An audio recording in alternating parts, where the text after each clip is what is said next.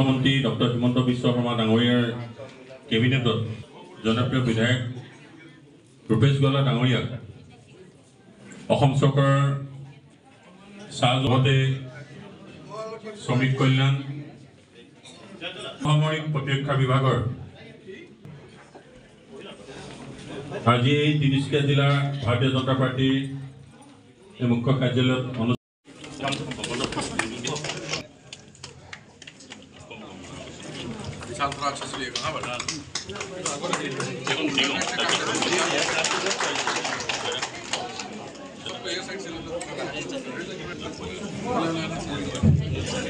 গৃহ জিলাত উপস্থিত হৈছে আৰু জিলা বিজেপিয়ে উষ্ম আদৰণ জনাইছে কি জনাব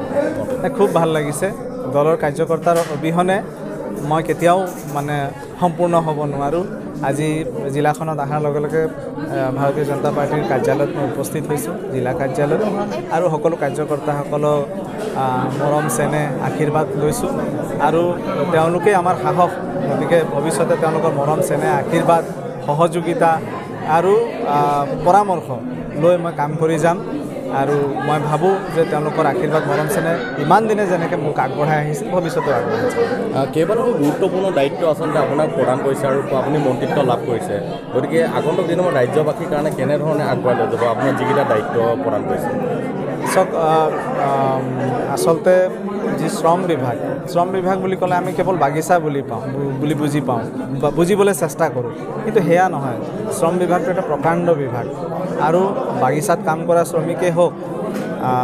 ইটা ভাটাত কাম কৰা শ্ৰমিকেই হওক ডাঙৰ ডাঙৰ কল কাৰখানাত কাম কৰা শ্ৰমিকেই হওক বা ক'ৰবাত নিৰ্মাণ শ্ৰমিকেই হওক এই সকলো খাটি খোৱা শ্ৰমজীৱী লোকসকলৰ যাতে আমি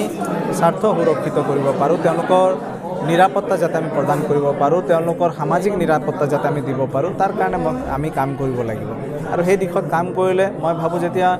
শ্ৰমিক শ্ৰেণী আগবাঢ়ি যাব শ্ৰমিক শ্ৰেণী আগবাঢ়ি গ'লে দেশ আগবাঢ়ি যাব যেনেদৰে খেতিয়ক আগবাঢ়ি গ'লে